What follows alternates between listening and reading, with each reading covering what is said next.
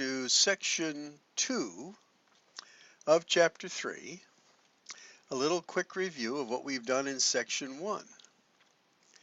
Now if we plot and graph one line and plot and graph the other line, this point of intersection is given as an ordered pair. This would be a solution for both the black equation and the blue equation. We say we have solved these equations simultaneously through graphing.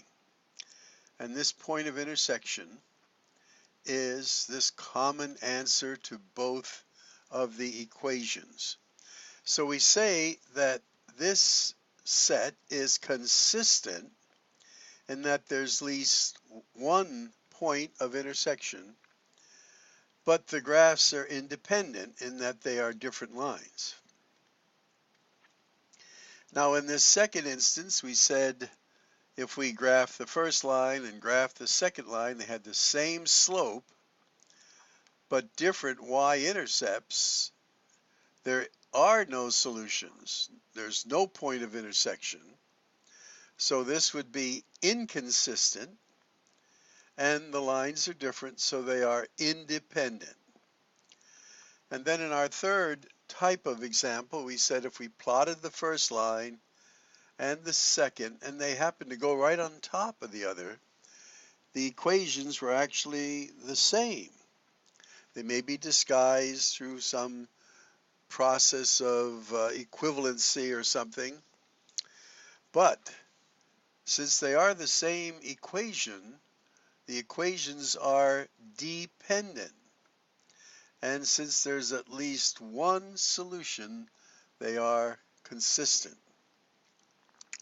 Now, what are we going to learn in section 2? Well, in section 2, we're going to solve these equations by substitution in some cases, elimination in other cases, and we'll go over these methods as we go through the lesson. But why do we need other methods? Well, what I've done down here is I've drawn a black equation and a red equation, and notice where they are intersecting. They're not intersecting on the grid line. So you can't pull out some nice ordered pairs. You're going to have a fraction here. Now if this is your main axis here, let's say that's the main y-axis, and then this will be your x-axis, then we can kind of guesstimate that this is like, for an x value, that would be like 2/3, and for the y value, that might be like 2/5. So again, we're not sure because we don't have a grid point. Now, if we had a graphing calculator, we could go up along it and then eventually figure out the points. But when you end up with a fraction, something's not on a grid point, graphing is not a good method. It shows what's to be expected. It's going to be some ordered pair where they intersect, and it might be this, but we don't know for sure. That's why we have the other methods. So let's go on.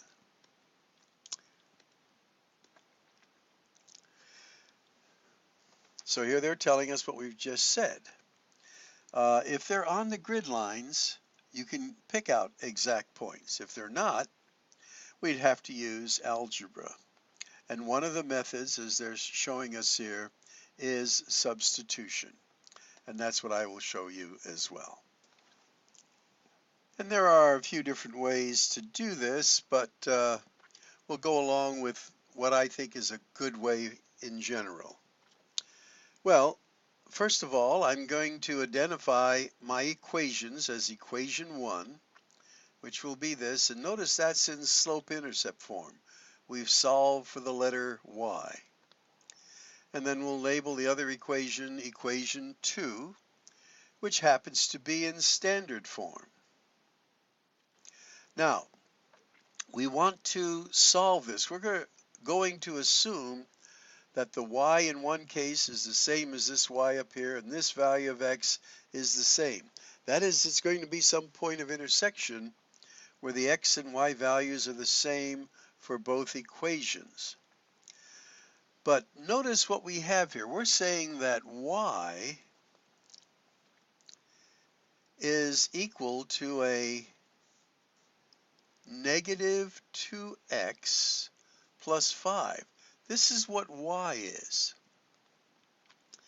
So if I take this value and replace it for the y in the other equation, I'm going to get this. So 3x minus 2. Now our y here is a negative 2x plus 5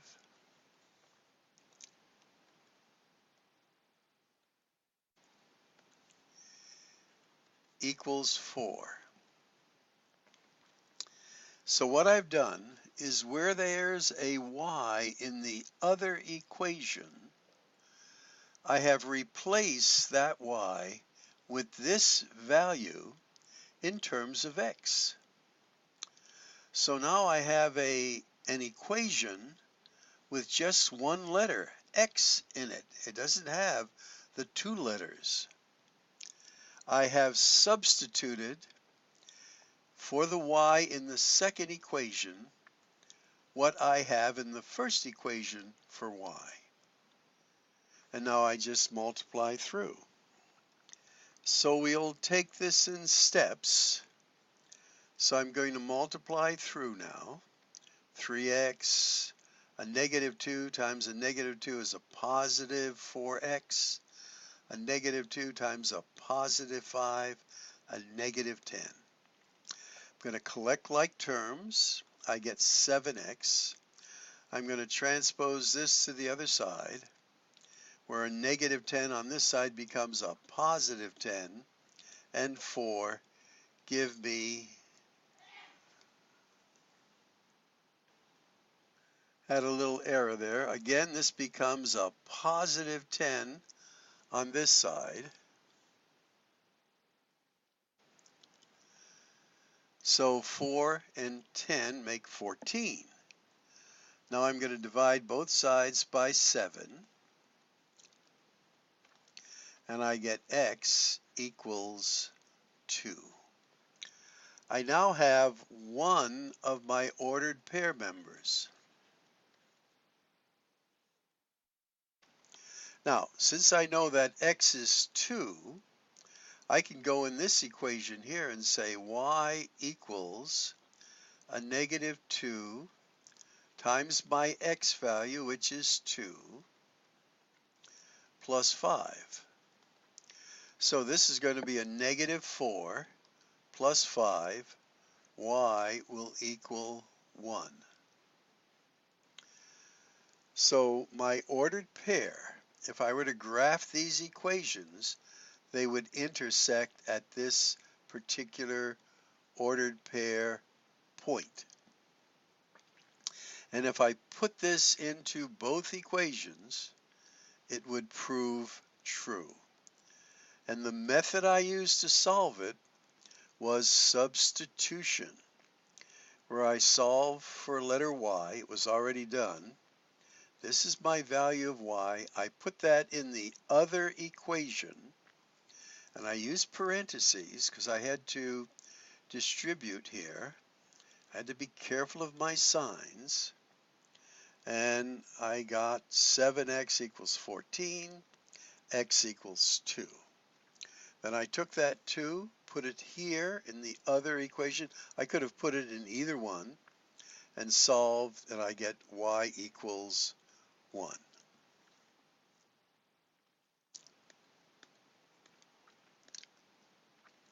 And this is what they're doing. They're substituting. And they get 7x equals 14. Notice they're giving you the rationale for doing it. X equals 2. So if x equals 2, we're going to choose that other equation. Again, you can choose either one. You substitute the 2 and do your calculation y equals 1. And that is the solution. And what technique did we use to find it? Substitution. And if you check it, it does check. And caution, this is really important, that sometimes students will find what x is, and then that'll be their answer. No, you have to find the ordered pair. So you have to put that 2 in the other equation and solve for y. Your answer is an ordered pair. Okay, so I've set up the equation 1, equation 2. Now notice in equation 1, we've solved for x. So there's what x has a value of. In our second equation, we're going to take this value of x and substitute it. So instead of an x, I'm going to put this value. And then I distribute. This is 15. This is a negative 5x, 5y I should say, plus 3y equals 5. I'm going to group like terms. 15 minus 2y equals 5. I'm going to take my 15, bring it over to the other side. On this side, it becomes a negative 15, which leaves me then on this side with a negative 10. And I'm going to have a 2y on this side, negative 2y. So now I'm going to divide both sides by a negative 2. Now I usually like to keep my y's positive. That way I don't have to concern myself that I'm dividing by a negative. But remember, if it's a negative 2 here, it must be a negative 2 there. Otherwise, it's not an equation anymore. So these cancel out, and I end up with a y, and this becomes a positive 5. Now I go into this equation up here. I say x equals 3 minus, now our value for y is 5. I put a 5 there. And I get x equals a negative 2. So my ordered pair then is going to be a negative 2 for the x and a positive 5 for the y. And the method I used was substitution. I had what x equaled. I used that in my other equation, putting it in a parenthesis, distributing. I now have an equation with only one letter in it, and I solve for that letter. Then I put it in the other equation once I had that value to get the other letter. Okay, let's check it out.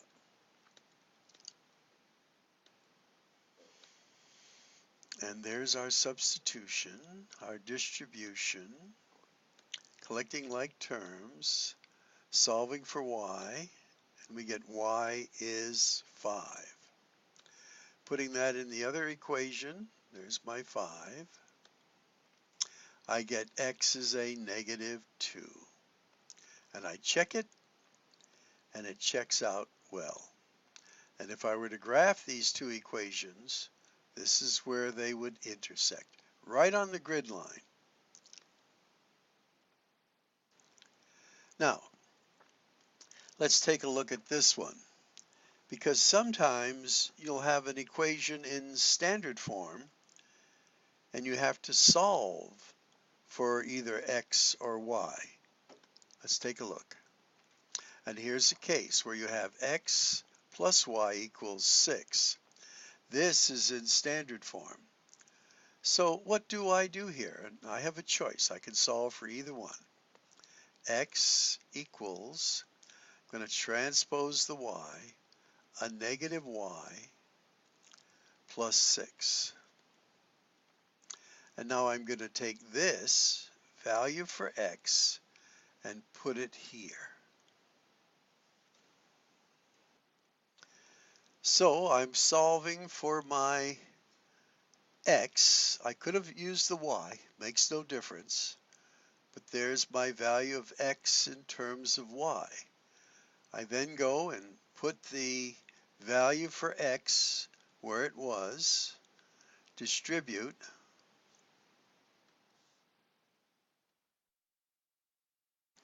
I get a negative 5y plus 30 plus 2y equals 8. Group my y's together, I get a negative 3y. Transpose this to the other side, I get a negative 30 on this side. Add it to 8, I get a negative 22. And again, I'm ending up with a lot of negatives here, but that's okay, so long as you divide both sides with a negative.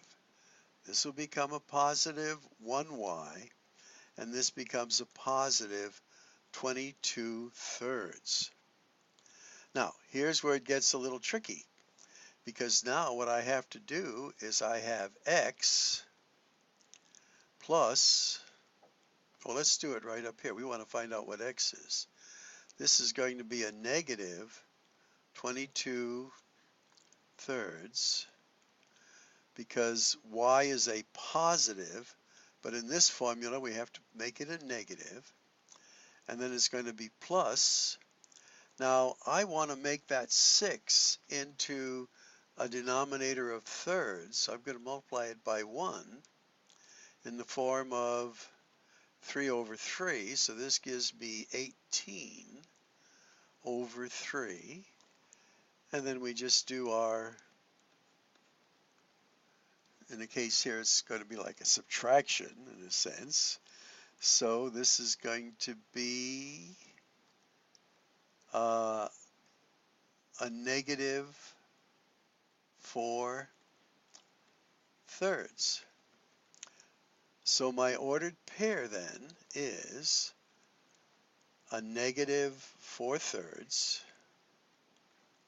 and a positive 22/3. So here's a case where they wouldn't be on the grid line, and it would probably be very difficult to pick out those fractions from graphing. All right, now let's take a look at it here. And good, they choose the same one we did. We substituted, we got that, we got all that, we got that, and there's our fraction.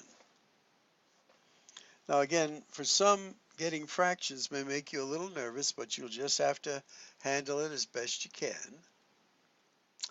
And then now we put that in the other side, and they did what we did, and they ended up with a negative 4/3. Okay, good. And it does check. And there's a solution.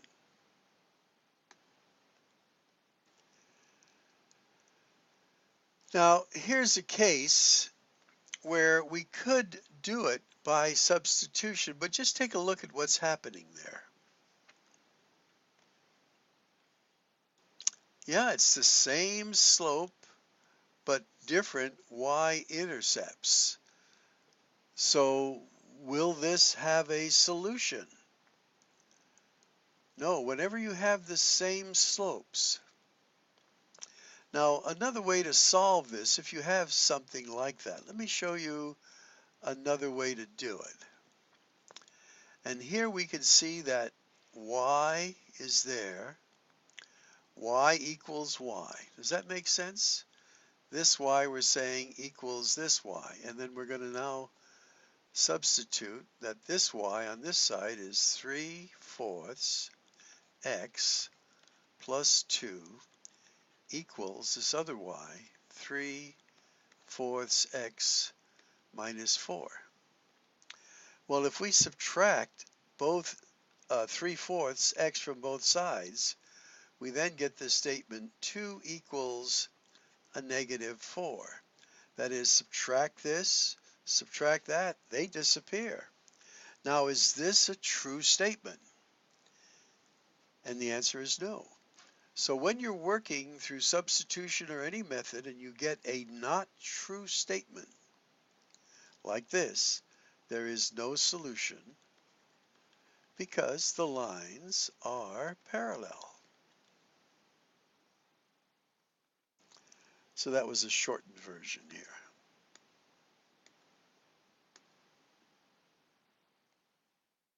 Okay?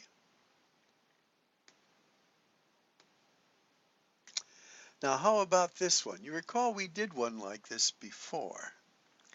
If I multiply this one by 2, it becomes the same equation. In fact, that's going to be our next method here, where we use what we call elimination. So let's show you this method. And what we do is we write the first equation.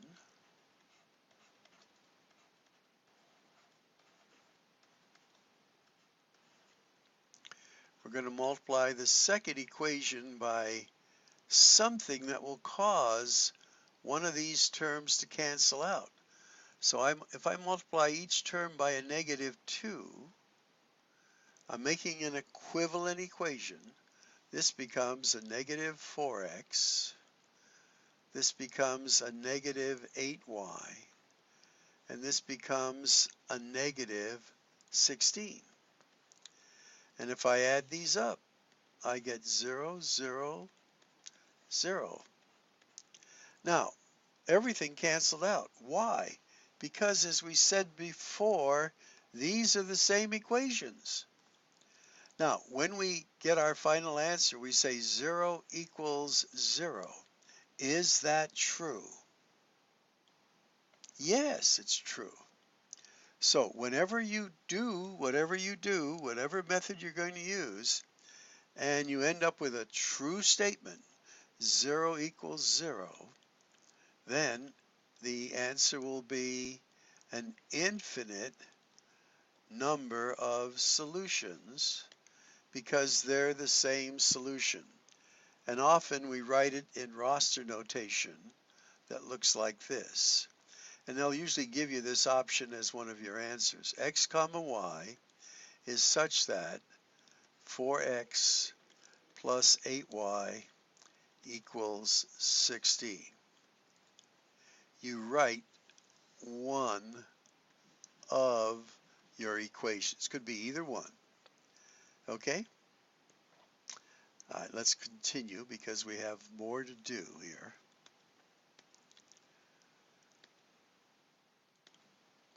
And if you use substitution for this, which I wouldn't, it gives you that they're the same equation. Okay, now the elimination method. We gave you a little peek. Here we're going to use the addition principle. The key way of protocol to set it up, the strategy, is to put them in standard form. Well, they're both in standard form. Now, as we look at them, if I draw a line underneath them, I notice what can happen to my y's here. If I add these together, I get 5x. Remember, there's a 1 there. This becomes a 0, and this becomes a 15. Now, I have eliminated one of the letters. That's what this method is called. Set them up in standard form and eliminate through addition, subtraction, one of the letters. And then now we're going to divide both sides by 5. X equals 3. Ooh, that was easy.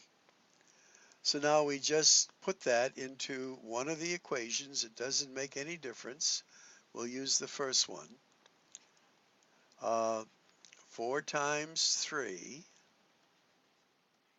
that's our x there, plus 3y equals 8. This is going to be a 12. So this transposes to the other side as a negative 12. A negative 12 leaves this as a negative 4. And 3y equals a negative 4. Going to divide both sides by 3. So I get a fraction, 4/3. So I have my ordered pair as x, and my y is a negative 4/3. Well, let's put a 3 there instead of the x.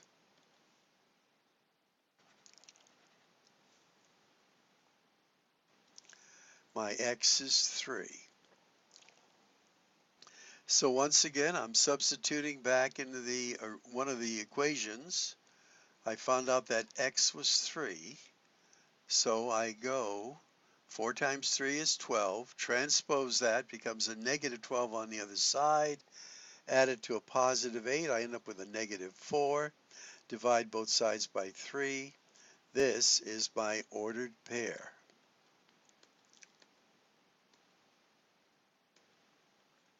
There's our 3.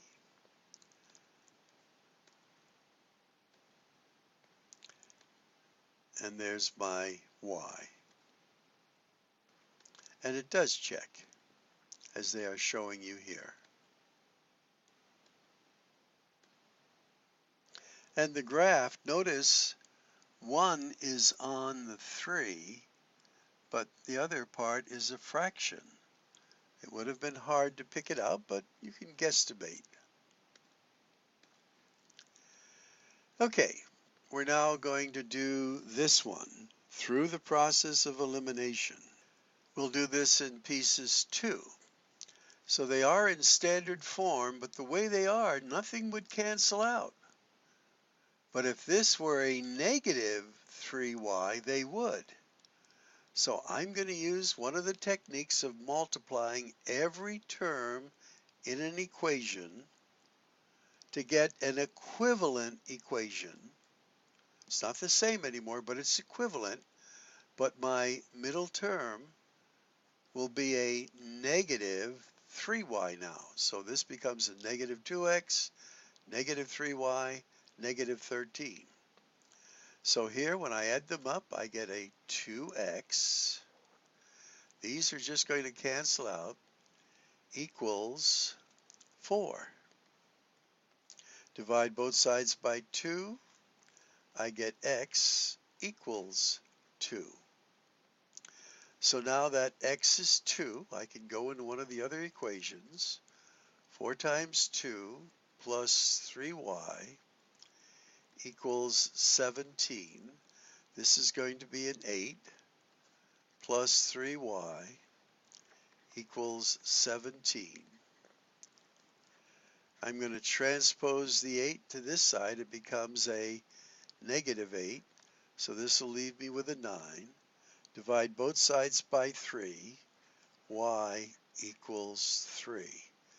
So my ordered pair is 2, 3.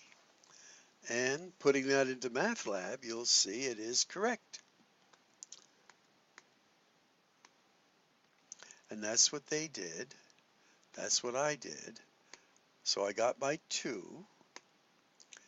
And then I put that 2 in the other equation, right over there. And there's where I get my 3. So my ordered pair is 2, 3. And it checks.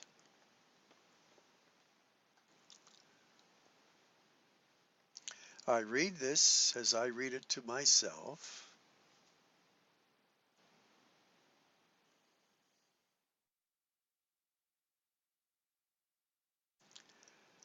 Now, as I always say, when we're doing something like this, there is a little bit of artistry in here. Artisan, you're going to use judgment, you're going to use your smarts, you're going to use creativity.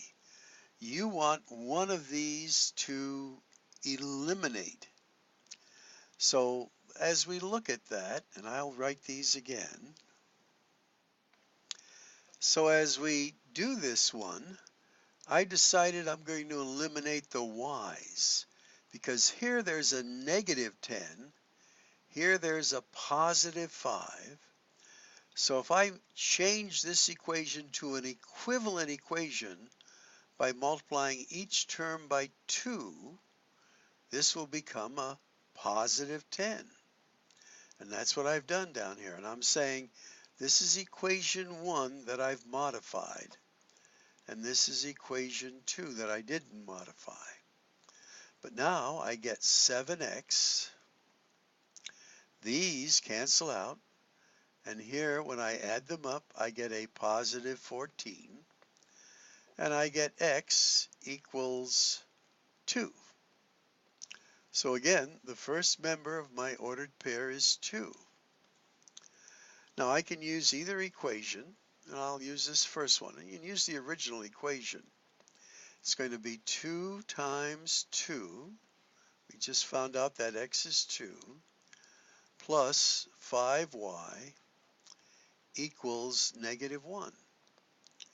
So this is going to be a positive 4 plus 5y equals negative 1. Transpose the 4 becomes a negative 4, so I have 5y equals a negative 4 and a negative 1, which is a negative 5. Divide both sides by 5, I get y is a negative 1. So there's my other pair member. And the process I used was elimination. I had to use a little creativity to see what letter I could possibly cancel out. And now let's look at the work. And they're doing what I did by multiplying both sides by 2. And you might say, oh no, I looked at this. No, I didn't. Well, I looked at it, but I didn't remember it. Okay. And there we substitute, and we get that. And there's our ordered pair. Very good. Now, note this. Sometimes both equations must be multiplied to find the least common multiple so that something will cancel out. And we'll see it here. Now, the first thing I would do here, and again, a good protocol to do, is put it in standard form. Because we said the first thing to do in solving these is to put it in standard form. So I just transposed the y's, and I got this. Now what I have to do is, what do I have to multiply this equation by and this equation by so that something will cancel out? Well, since the signs are the same, one's going to have to be a negative. So let's do this one. I think these are the smaller numbers. I'm going to multiply this by a 3 each term and multiply this one by a negative 2. Now in so doing, this will become a negative 6 and this is a positive 6, so these will cancel out. So in multiplying through, I get my 2 new equations. Here now the x's will cancel out. Here I'm left with a y. And here I'm left with a negative 2. So that wasn't too bad. I now have y is a negative 2. So let's do that. You pick any equation. So we have 2x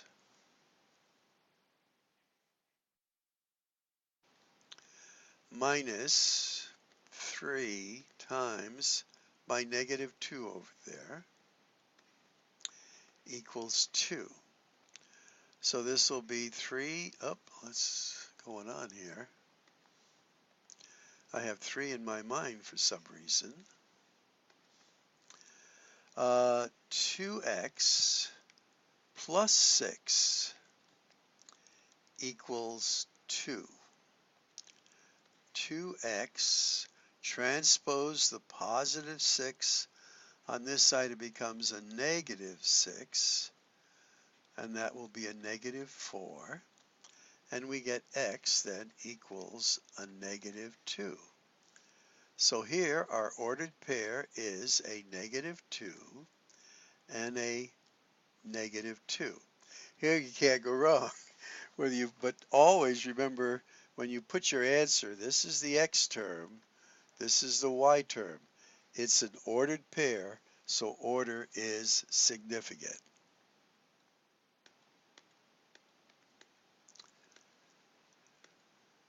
And I think they'll probably do what we've done, yes. No, I think they solve for y first. Okay, that's okay, doesn't make any difference. Good, I'm glad I did it that way because it's a different way than what was illustrated to show you that you could do one thing or another. It still works. Now, how about something like this? Let's just set this one up. So if I multiply the first equation by a negative 1, this then becomes a negative 2x, a positive y, and a negative 1. Here this cancels out, and I end up with a negative 4. I have 0 equals negative 4. Is that a true statement? No. So there is no solution. These lines are parallel.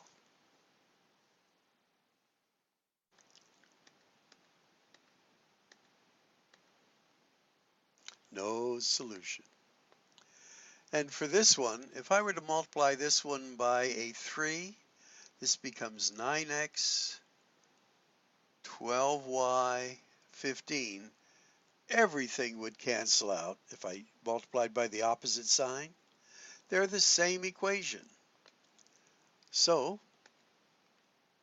notice what happens. 0 equals 0.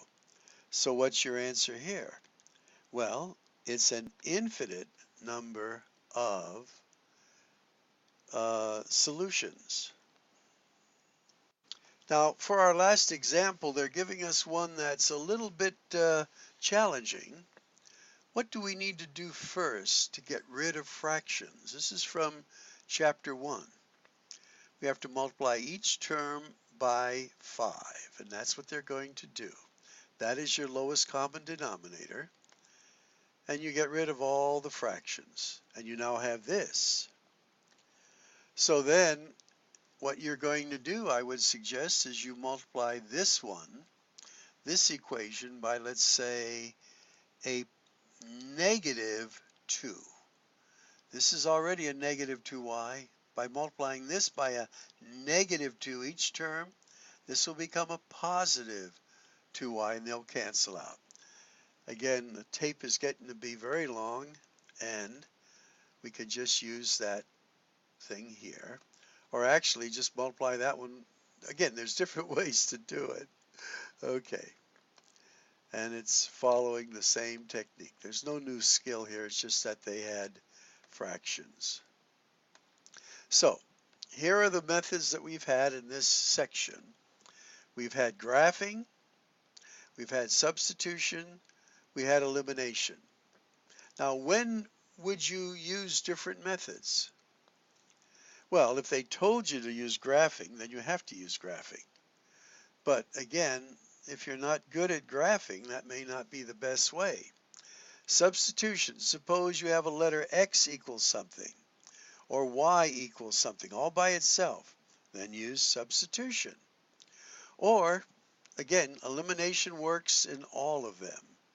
And remember, there are 3 possible outcomes. Okay, that'll wrap this up.